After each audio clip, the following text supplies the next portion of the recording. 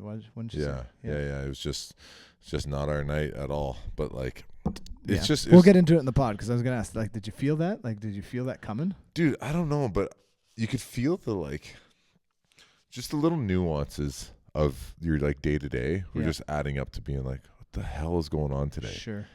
Like you don't know, like like literally, like the showers don't work. I'm gonna talk about that in the pod a little bit. Yeah. Oh, like in the tribute center. Yeah, like in the tribute center, but like if you're like, there's so many arenas out there that like if you're in the NHL arena, it's fine. They're usually pretty good, but like what is the deal with arena showers and the fact that just none of them are good ever? Like you literally everything is like a push.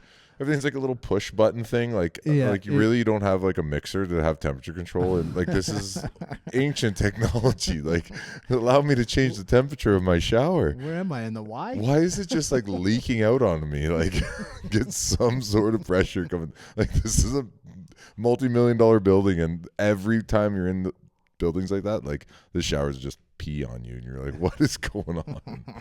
Just adding to the frustrations. Oh my gosh. Exactly. Who was most frustrated? You guys or Dougie Jameson? Yeah, why was he so frustrated? I don't know, man. I kind of don't even really get it, to be honest. Do you talk to him much? Yeah, I sit beside him in the Chiefs locker room. Yeah. Yeah, should we just start this? Yeah, let's get going.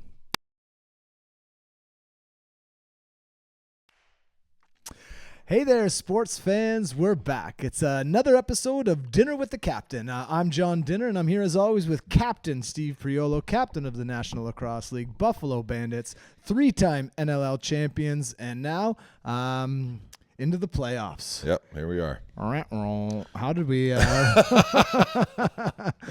No, we got to forget about the last game. We yeah. got to be going in with the momentum we had from the previous 7. I mean, I guess if there's a time to kind of lay an egg like that, it's certainly not the first round of the playoffs because that's what we were talking about. It's a one and done. Yeah.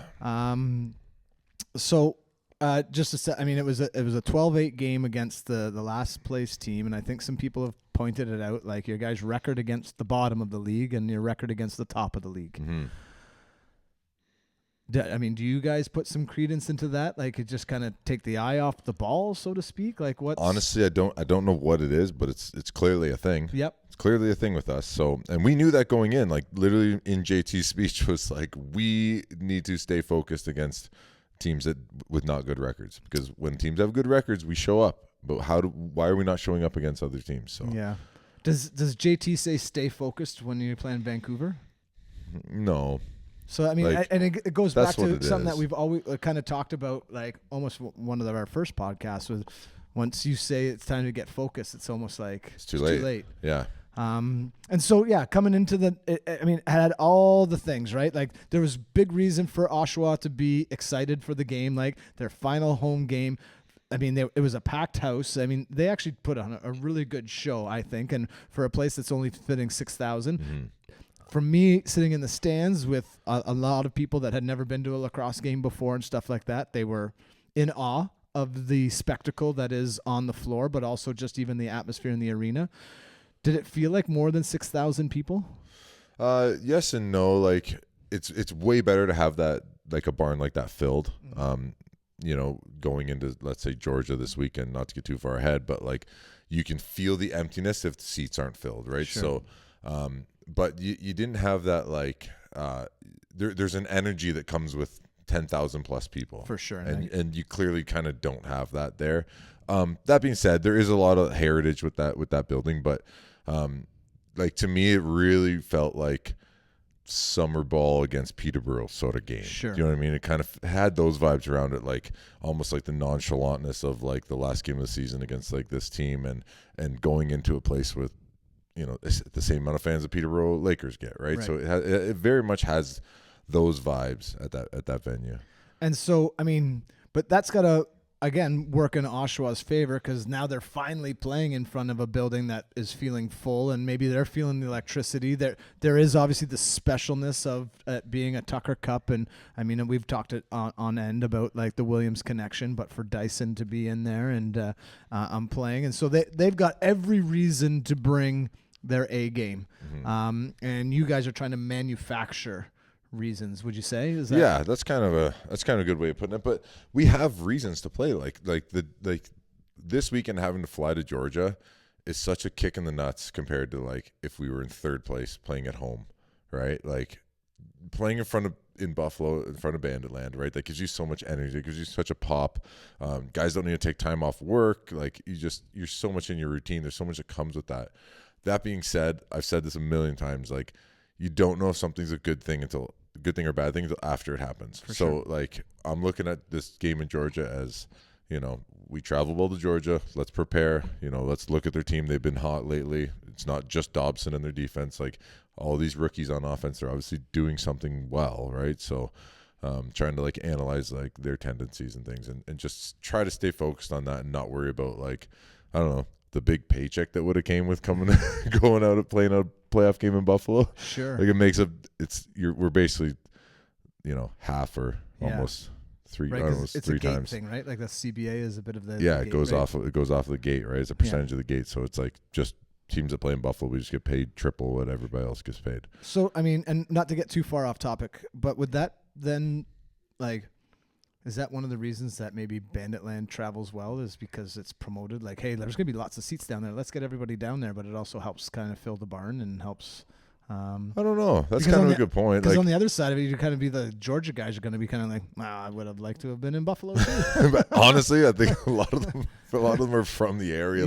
And they play well. And I mean, having said that, you guys travel well to Georgia, but they travel well. They to, play well in Buffalo, man. Right? They play really well in Buffalo. So yeah, you don't know. We just have to do what we have to do and get sort of locked in here. And so the game starts, and they're doing a lot of Tucker stuff, and you get to do, I mean, some pretty special things, and it's all that, and I'm sure it's very emotional. Could you feel their energy versus your energy, like right from the start?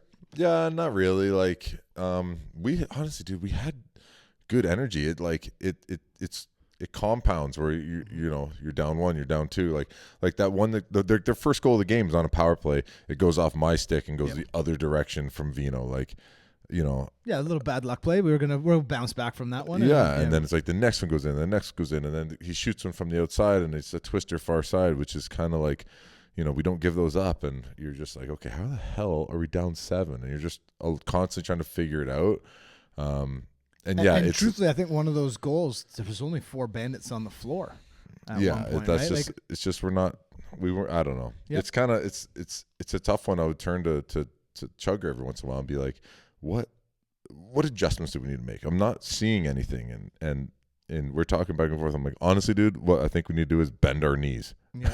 Like we need to get into athletic stances. Like we're all standing around like we're friggin' pirates on peg legs. Like, sure. what are we doing? Like, let's bend our knees and actually get aggressive on these guys. We like to call it growing roots, right? Their feet are just planted in the ground. Yeah, just growing roots. just Like, stuck there. how about we start with bending our knees and then we'll work on the game plan after that. Hey, taking it all the way back for you kids listening at home and following along, right, as you guys are driving down to your field lacrosse games. Keep those feet moving, keep your knees bent, and you're already in a positive set mind frame. But having said that, so then the rest of the game, I mean, do you take any positives? You spot them 7 and then you win the rest of the game 8-5. Is it like, do you take something from that? It's a good run. Yeah. Stay conditioned, right? It was nice to see Weiser back. He was out for a bit. DeHoka and Clay got the weekend off too, so it's going to be nice to see them sort of coming back.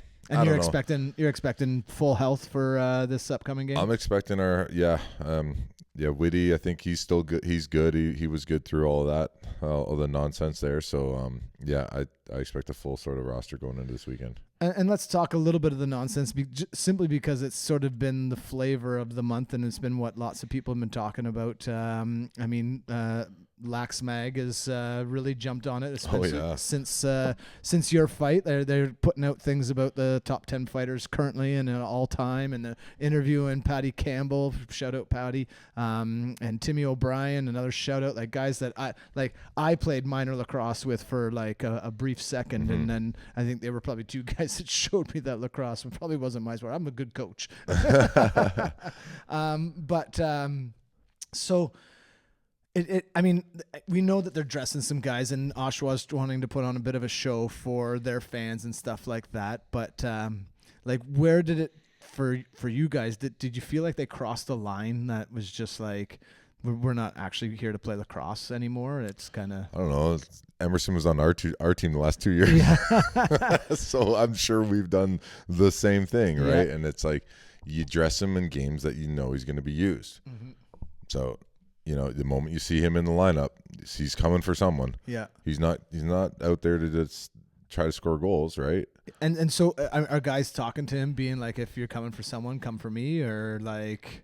Honestly, you just, with a guy like him, I don't know, you're more or less trying to avoid it, right? Yeah. If it's earlier in the season, maybe I go talk to him, or maybe somebody goes and talks to him and says, hey, if it's anything, it's with me, sort of thing, right? But at this point, it's like he knows this is the last game of the season. We know we're going to playoffs. Like, we're not wanting to get hurt. What if I grab him and he just KOs me? Yeah, or like, you break your hand on his.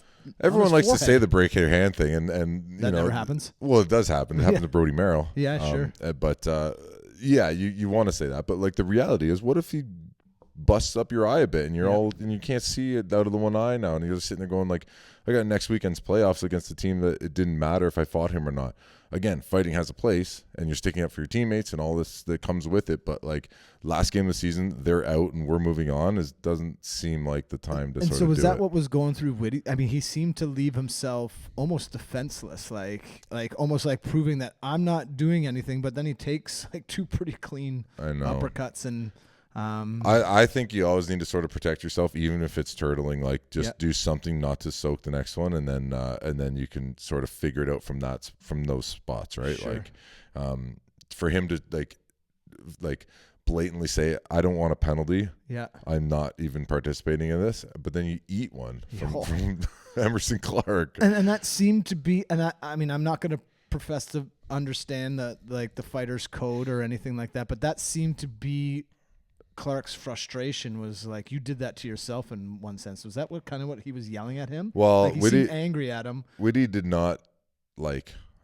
So when I was covering Emerson Clark, I would just push him to the corners and stuff. But like, I don't know, not that it justified what Emerson did, but like Whitty was given to him that whole shift. Sure. Whitty does that, man. Whitty's really good at that. He's good at getting under guys' skin, right? So like, he was doing that, and he baited him into that sort of fight type thing. But so I'm not surprised either way, and I'm not mad at anybody either way. I know Whitty's not probably too happy with Emerson, but like, it's a tough sport. Yeah. And so then we've got Dougie Jamieson, and as I just learned, you sit next to him in summer ball. But I mean, the crowd loves seeing Dougie Jammer go running down the floor, right? Like and jumping in there, even though nothing came of it in that moment. Which is crazy to me that he didn't get kicked out. Well, and I want to talk more about some of the penalties because I didn't quite understand it either. But like, what's the conversation happening at that point, right? With me and the refs? Well, with everybody. Like, I feel like I understand that Jameson sees Vino sort of get involved, and so he feels like, well, if goalie's involved, that's kind of my job, maybe, right? Yeah. Like, is to go down there and grab Vino, even though it's like that. Like, I got to imagine that's almost rule number one in all of NLL is like, you don't touch Vino. Like, maybe. I mean, but you like, don't touch your own. You don't touch goalies. Yeah, you don't grab goalies. Like, nobody went and grabbed Dougie Jamieson when he jumped in that pile at the end of the game either, though, right? Like, I had a chance to. I could have ran by and just clocked him, but I'm sitting there going like, kind of don't really punch goalies. Goalies punch goalies. Yeah. But like, I don't need to punch a goalie. And so is that what he's kind of saying? Like, because he went down there and he's kind of trying to grab Vino, but it was quickly clear that Vino was. That's the crazy thing to me, for him to think that. I don't know. Listen. Yeah. I love Dougie. Yeah. I sit beside him in the change room. You know, we've won championships together. I got to ride with Vino all day. Yeah. Like, Vino's enormous, and he wrestles people. He just throws people around. Like the way he grabbed Emerson there, because he's like, nope, this isn't happening. Grabs Emerson and threw him like he was weighed to nothing, and throws him into a choke. And apparently Emerson's like, Vino, can't breathe. And Vino's like, I'm not letting go of you. Like, you're gonna go crazy. So like, Vino is the strongest person on our team.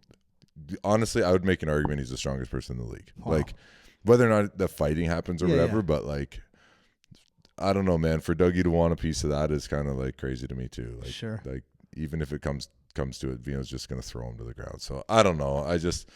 I got to ride with Vino all day on that sort of matchup. Yeah, and so then that goes to then later on, and now Jameson gets into it with Mickey, and Vino doesn't come running down the floor. Like, Yeah. is that like Vino will never do that thing at this stage in his career now? I think it goes to the fact that this game's over. Yeah, like, last what are we game even of the season, doing? and like we're Honestly, I was kind of like, Mickey, what are you even doing engaging sure. with somebody right now? Okay. Like we sucked this game. Like, us fighting at the end of this game isn't going to do anything for us coming up. Like, Right. because I was going in too, right? And then, it kind of piled up, and I was like, okay, I see Theed coming off the bench. I'm like, okay, I better go find Theed. So I went over to Theed and I said, hey, if it's anyone, it's me. I know Theed from Summer Ball too. Sorry, I keep burping on No, it's these 0%ers, man. Yeah, I think. man. We're really not getting to me. But yeah, I went over to Theed and I just gave him the if it's anyone, it's me. And he's like, no, I want Belter. I'm like, you're not getting Belter, dude. You're getting me or no one. Like, that's it. And then I asked the ref, I'm like, wait, if we fight right now, like, are we gone for the next game? Like, am I gone for the next game? He's like, yeah, like, you'd be kicked out. I know that we would be able to fight it.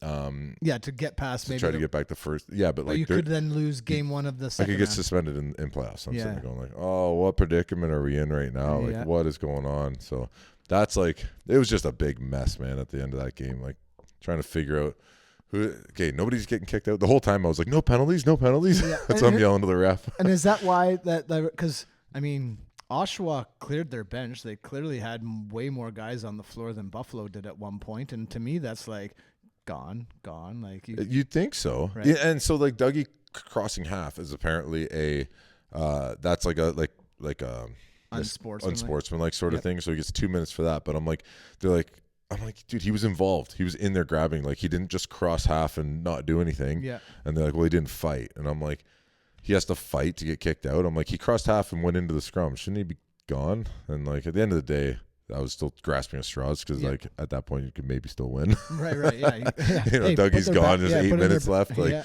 here we go. Right. Yeah, but I don't know, man. I can't figure it out. And the refs they're fine. There was a lot of weird calls and things, but they're trying their best. And so the game ends. It's 12-8. You've got RLC fans in the building. You've got obviously lost Banditland. Actually, was a big part of reason that was a sellout, and maybe even had a bit of the atmosphere that it did. What's the feeling in the change room now? It's like, all right, let's wash that one away in the dribbly showers. Dude, the worst showers ever.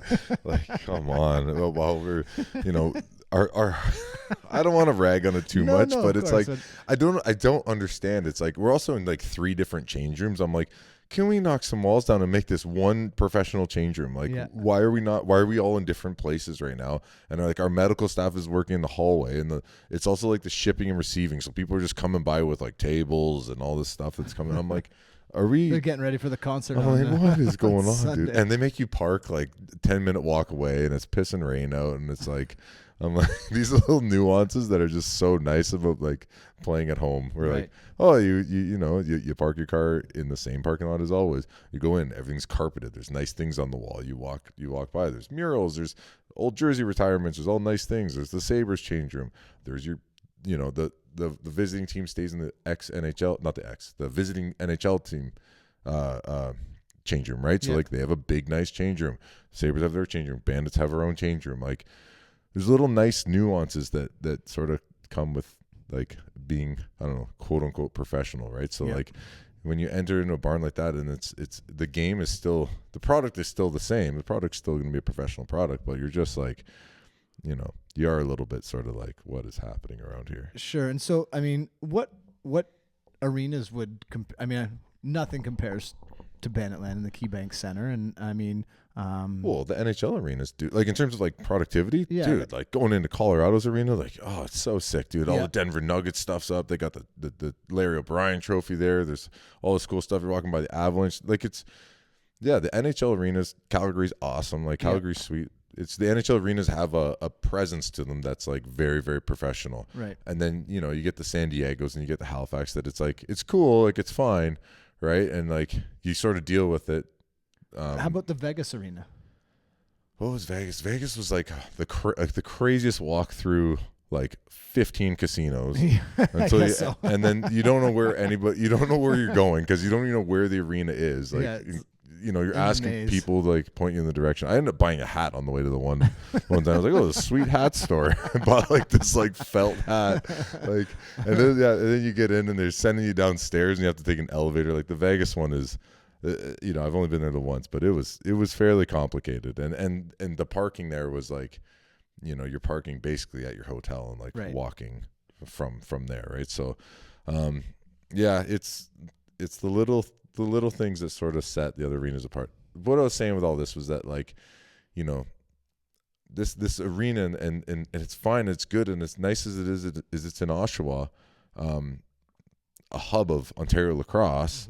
There's all these good things going on, but you're also kind of like, is this a step backwards for the league? Like, kind of weird. I don't know. They're going to be successful there, but like, how are you paying salaries on 5,000 fans coming in unless your tickets are, I mean, they're actually 4 times as expensive as ours. Well, like, they were really quite reasonable, actually, and we're looking forward to going back next year to cheer on the Bandits. I know. Yeah, this was pretty great. But yeah, I totally get it, right? And I mean, you hope that it's just something that they can figure out to get those 6,000 peoples to continue to just open up their wallets for other things, right? All the merchandise, right? And I think the Firewolves have done a pretty good job in that area. Like, certainly when I was at the field leading up to that game on that Saturday, everybody was talking about going to the Wolves game, right? They weren't talking about going to the Bandits game. For sure, so, because which is great, right? The area is going to bring in diehards. Yeah.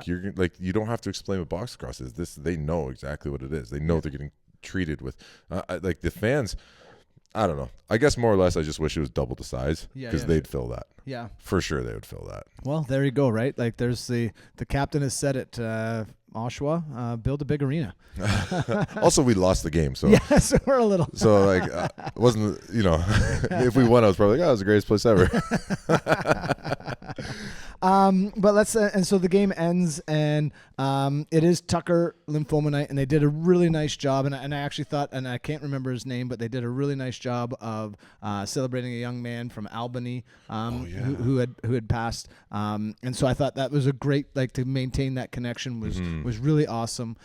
It was a really special night. People had I Fight For, and so there's that. And so at the end of the game, it's now we're going to award the Tucker Cup. And Vegas wins. Yeah, this kind of ties into the whole arena talk we just had. It's the same thing. It's like, it's such good intention. It's so great, and it's going to be so awesome. And then everyone's just kind of like, the hell's going on? So I mean, do they have to do something with that Tucker Cup? Because I think in the end it was you guys each played each other once. Yeah. Right. And so Vegas beat Oshawa, and you guys beat Vegas. And then lost to Oshawa. Yeah. Right? And so everybody's 1-1 against each other. So Oshawa had to beat us by 5. Right. And because they only beat you by 4. 4. Vegas wins. Right. So like, I wonder if there's a better way to do that, if it's not like a celebration after the game, or it's a celebration next year. Right. You're presented with the Tucker Cup at the beginning of next year. Sort of thing, right? Because like that was weird. That was awkward. I was just like, did you guys stay? I don't even I know they announced it, but were you guys still on the floor? We were still on the floor. Yeah, we were standing there, and I honestly I didn't remember the score. I was like, did they beat us by 4 or 5? I was like, I thought Dyson went up there, so I was like, oh, maybe they won. Maybe they won it. Yay, they won it. Good. Like, I wasn't sure.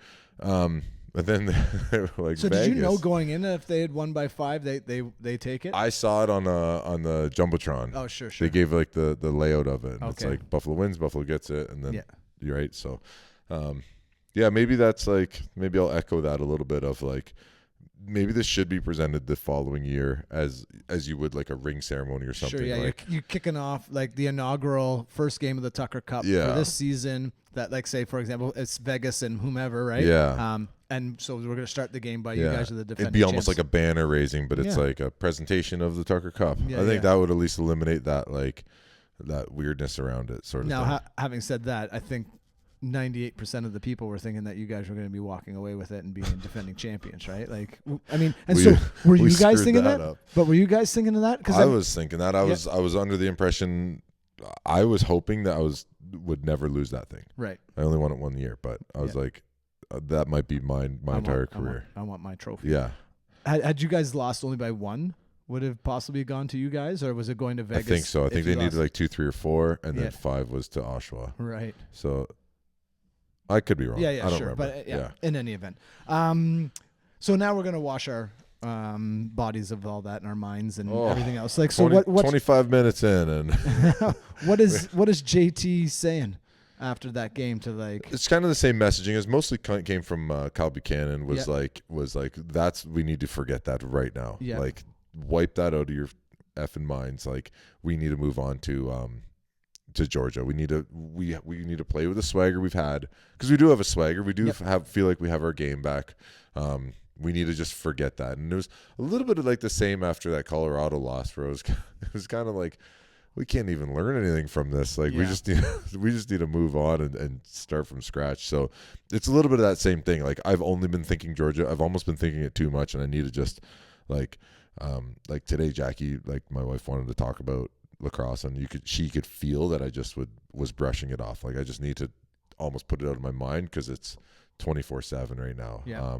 And so is the group chat blowing up and everybody's no, Dane sent a message, and then it's just been sort of focused in crickets and that sort of thing. So it's So we're traveling down to Georgia, and we'll get into them a little bit in just a moment, but it's what does that mean for you guys for travel? You guys, you normally practiced Wednesdays. You had been, but you've been actually falling into a nice routine of practicing Fridays. Yep. And so are you guys going to try to keep that rolling? Yeah, we fly out at noon on Friday, and then and then we practice that evening, and then dinner together, and then we'll shoot around Saturday morning, and then right after it. So I like it. I prefer to fly down on Fridays and practice down there. I think we're not practicing at the arena, though. We're practicing at their practice facility. So is that like I've never been far there. away? Okay, sure. I've never been there. I don't know. At one point we weren't sure if it had boards or not. Okay. If it was more like a field lacrosse practice facility, but they've confirmed that we have boards. So so we could, and like literally I was just saying, like, in the group chat, they're all trying to decide what to do. I'm like, legit, what do you want, Vino? We need, like, Vino, where's the best shots for you? Like, and he's like, I don't want to go to Brampton. He can, he can get the time off with work and fly out and just Friday night in Georgia will be good. Yeah. And you guys will keep it together, and this is going to be very much a business trip for you guys. And so now let's look at, I mean, I have always waxed eloquently about Logan Thompson and just what he's Lyle Thompson. Thompson. Yeah, see, man, my goodness, it's late night tonight. What was the one you were saying before? Keegan Ball and Andrew Q. Oh yeah, you're getting confused. I couldn't get Andrew Q out of my head. Yeah, Lyle Thompson, but Lyle Thompson and what he brings to the sport and to the team. But my goodness, Dobson has had himself a season. Yeah. Is it? And you sort of referenced it briefly, but like, the defense is has a lot to do with it. Yeah, it has everything to do. Dobson doesn't have a good season without a good defense in front of him. Like, they're playing as a unit, and they play very similar to us. They're a little more aggressive than us. They'll get a little bit more spread out, and they push the floor a little bit more. I feel like we have the ability to do that, but I think we play a little bit tighter.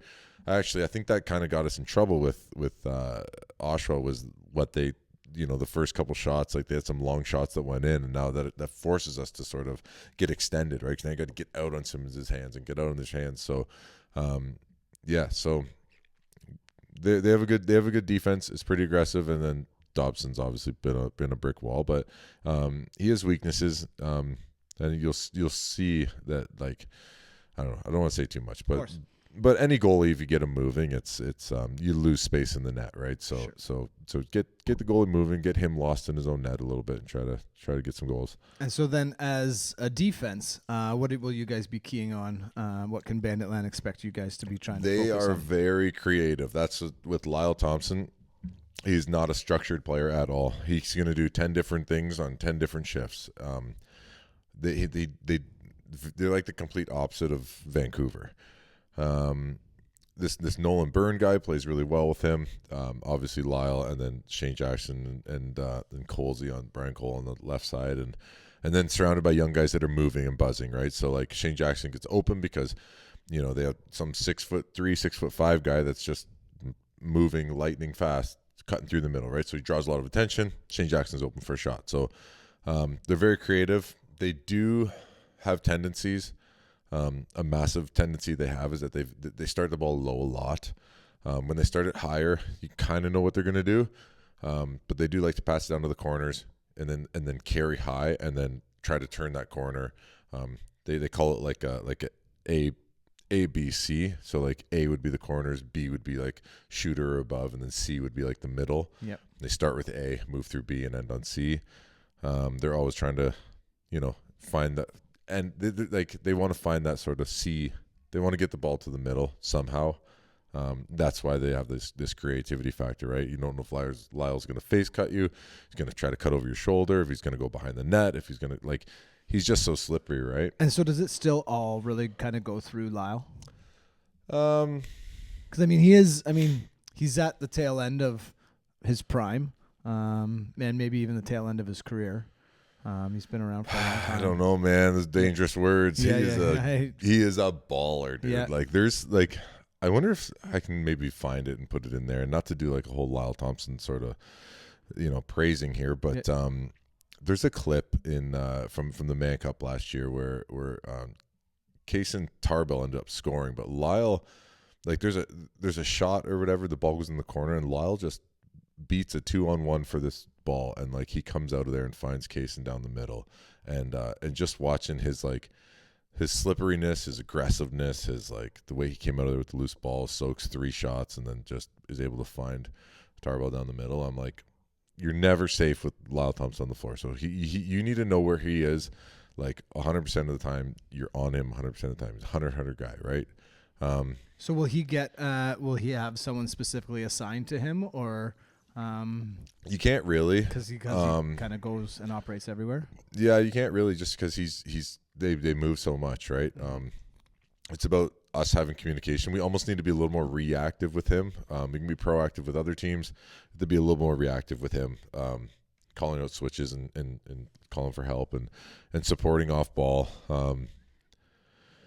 Yeah, I don't know. It's teams like this are tough because you just have to, like, again, bend your knees and play hard and stay focused, because there's no like cheat code to this. There's no like, you know, oh, when this happens, you know, there's certain guys in the league where I know there's 2 guys in particular that score a lot of goals that I know exactly where they're going to stand, where they're standing, what they're going to do next. Right. I don't know, whatever. I know when Mark Matthews is out there, where he stands, what he's going to do. When Connor Robinson, where he stands, I know exactly what he's going to do. And it's like 2 massive tells. There's other guys, but those 2 like stand out in my mind. Sure. They have like, you know, 3 different spots, and they always end up going to the same spots from those positions. Right. And it is a case. I mean, you're, again, a top flight defender, so that's, I mean, helps you. But at the same time, these guys are top flight players. And so in some respects, I'll let you know what I'm going to do, and I'm still going to beat you at it. It's yeah, maybe, but I think it's also trying to find tendencies that are like they don't know they have, right? Sure. So they think they're running a totally different play, but how they move and how they present it, like, honestly, a big problem people have, like, not to just rant too much here, but like a big problem offensive guys have is they telegraph their picks. Mm-hmm. They're always telegraphing their picks, especially at TV timeouts, man.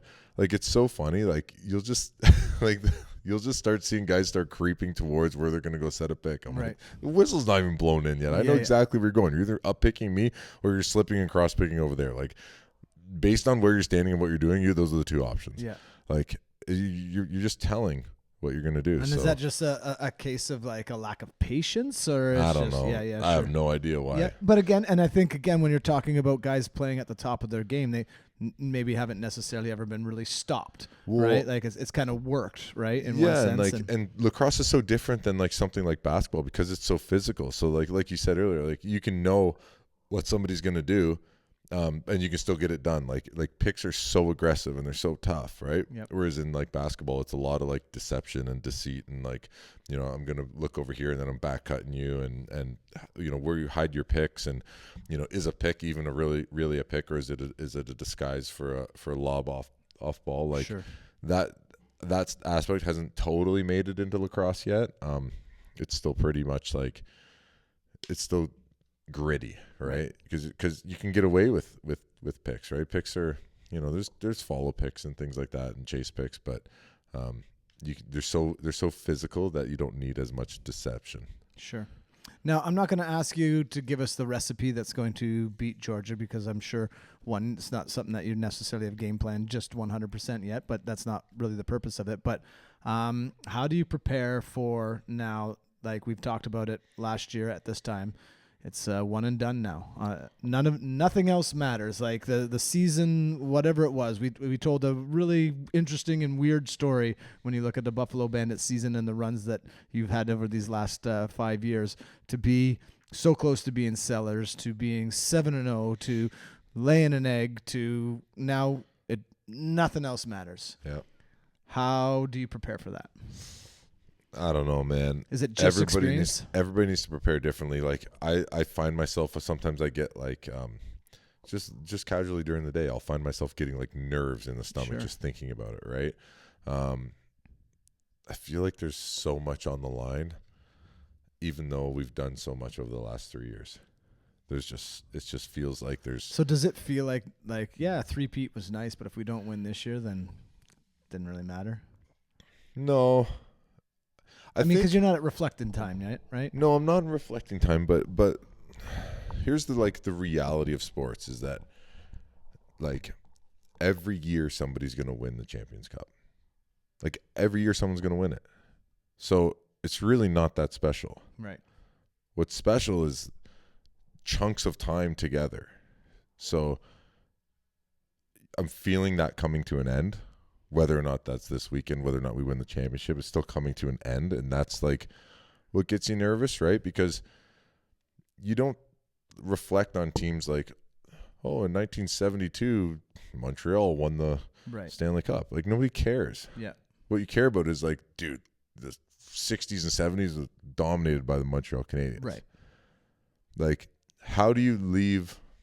Well, and so is that something that, I mean, and again, I know you guys haven't talked a ton about it and you let other people, like talking heads, talk about it, but like the 4-peat and what it means and sort of like, it hasn't been done since the 70s. It hasn't sort of been done in the modern era of sport, right? Mm-hmm. It certainly hasn't been done in the social media era of sport the way it has. Yeah.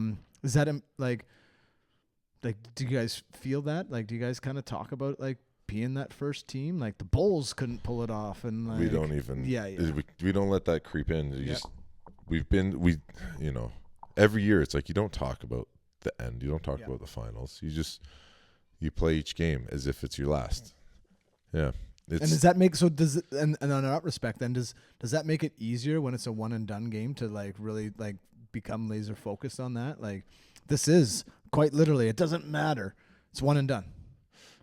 But it goes the wrong way, it's over. That's like you have to. It's all we're thinking about. Like if you're not focused, you're not. I don't know. It's like I'm just trusting that everybody is doing the same stuff I'm doing. I'm trusting that everybody's focused. Like, because if you're not, it can be over really quick. And I don't know. It's just like. For these young guys, for guys that it's like their first year on the team and stuff, right? And they haven't been there through it all.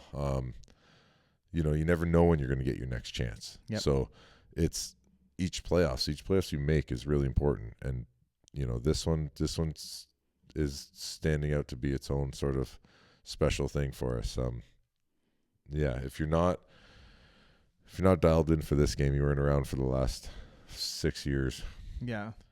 But even, again, like you even mentioned it like last week, like one of the turning points was obviously the loss to Vancouver, but then also Vino kind of just being like, what am I even doing here? Yeah. And that sort of seemed to galvanize the crew a little bit.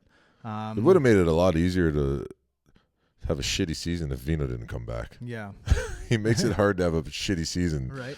He makes you have to be way better. Yeah. So I'm glad we turned it around, man. Yeah. Just to have a positive feel, a positive season at all. Again, like making playoffs for us is not the end goal, but it was for a little bit there. Yep. It was like just make playoffs, and then anything can happen. Right. And we even talked about it during that run. It was like, okay, now we're in the playoffs. Okay, now we've clinched the playoffs. And then I feel like there was that sense of disappointment that you didn't get the home game out of it, right? Like, is that like, can you go? Is it possible to go back to that previous goal and be like, okay, but we did what we wanted to do, which was make the playoffs, and now we are like, do you guys? I mean, you must still see yourselves. That's a good way of putting it. Yeah. The team to beat. Yeah, I think so. That's a good way of putting it. Is like, okay, so like we kept extending the goal line. All right, so like now the furthest goal line's out of reach right now. So now we're back here. How do we still end up at the net?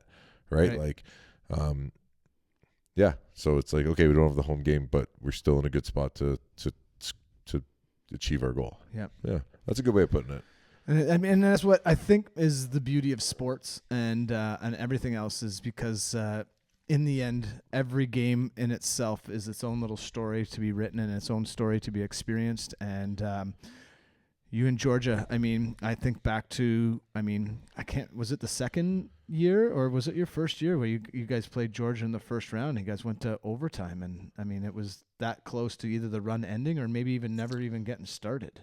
Yeah, I don't remember. Was it Georgia's Georgia was the overtime? Yeah, was that year one? That might have been year one. It might, like, and again, so you just think about how that. I don't know, man. I don't even remember what was 2022. What was 2022? The year we lost in the finals. Who was that first game against? Right. Yeah, it's hard to remember this stuff. Yeah. So this is what I mean. Is like I didn't mean to get all sort of like emotional there during it, but it's like it's not going to take very long after Vino retires, Paul retires, I retire, Dane, Josh, Weiser. When we retire, how long is it going to take before people forget this run that we're on? It's not going to be long, dude. I swear it's going to be. We feel like you're the specialist. You're the most special thing in the world. You feel like nothing can touch you, and then you look around, you see all these NHLers, you see Brad May up here and all these guys, right? And it's like they're just regular people living their regular lives. Like it's not. I think about it all the time. I'm like, when I retire, I'm gonna be pretty busy. I don't even know if I'm gonna watch lacrosse. Like, you know what I mean? There's a lot going on, and it's not gonna be long before, people forget whoever won the 20 whatever. But if you can string together something legendary, if you can have big chunks of time, that's harder for people to forget, and that leaves your legacy a little bit longer than maybe it otherwise would have been there. Well, and I think it connects you guys as a group probably far more too, right? Exactly, like you guys, exactly. that core of what you guys got and what you guys play for and how you guys do it together, and people wanting to be a part of that and wanting to be close to it. It's pretty special. And so Saturday night, I think it's a 7:30 start. Xavier's going to like that one when I talk really slow because he likes to then change it even slower. And then, that laugh too. He likes to change that too. This is all for you, buddy. Nobody sticks around until 43 minutes anyways. We usually lose half the audience at about 25. So yeah, it was supposed to be when this all began. It was 23 minutes of life, leadership, and lacrosse. And so the life is that, you just try to embrace the moment and take it for what you can and make the most of it and make the best of it.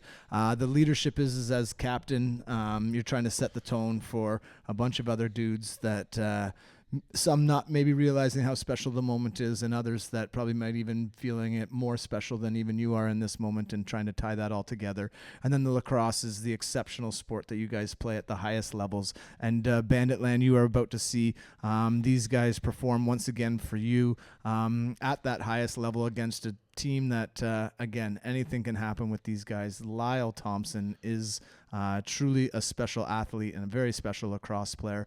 And here we are talking about the Creators Game on Earth Day. Oh my gosh. My hippie heart is bursting. Amazing, dude. Love All right. it. Love So it. Saturday night, it's on NLL Plus, it's on TSM Plus, it's on ESPN Plus.